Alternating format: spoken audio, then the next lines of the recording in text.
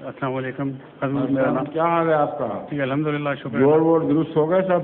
بس الحمدللہ بہت بہتر ہے جی. ماشاء اللہ. حضور نصیر احمد میرا نام ہے, فرینکفرٹ سے جامعہ ملک.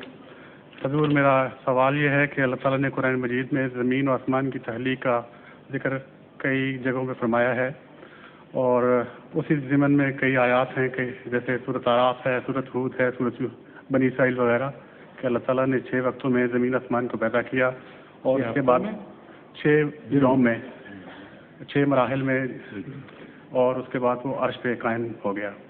اسی طرح سورۃ ہود کی آیت نمبر 8 میں اللہ تعالیٰ فرماتے ہیں کہ اللہ تعالیٰ فرماتا ہے کہ یہ وہ اللہ ہی وہ ذات ہے جس نے زمین آسمان کو پیدا کیا 6 یوم میں, اس کے بعد پھر اللہ تعالیٰ نے عرش پہ قائم ہو گیا, اور اس کا عرش پانی پہ ہے. میرا جو میں نے پوچھنا ہے وہ یہ ہے کہ اللہ تعالیٰ کے عرش سے کیا مراد ہے, اور یہ جو اللہ تعالیٰ نے فرمایا ہے کہ اس کا عرش پانی پر ہے, اس کی مجھے سمجھ نہیں ذرا. پانی سے مراد 2 چیزیں ہیں, ایک ہے الہام اور دوسرا ہے پانی برسنا زندگی کے لیے ضروری ہے.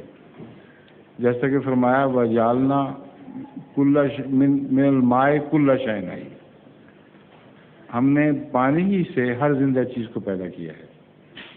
تو جب اللہ تعالیٰ فرماتا ہے عرش سے مراد ہے بنا, وہ کون سی چیز ہے جو سب سے بڑی اہمیت رکھتی ہے.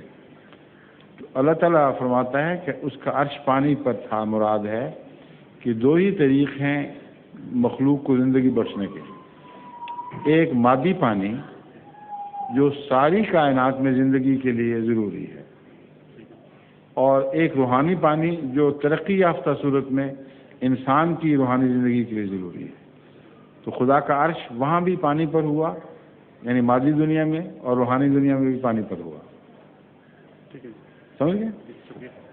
ظہور مہدی آخر زمان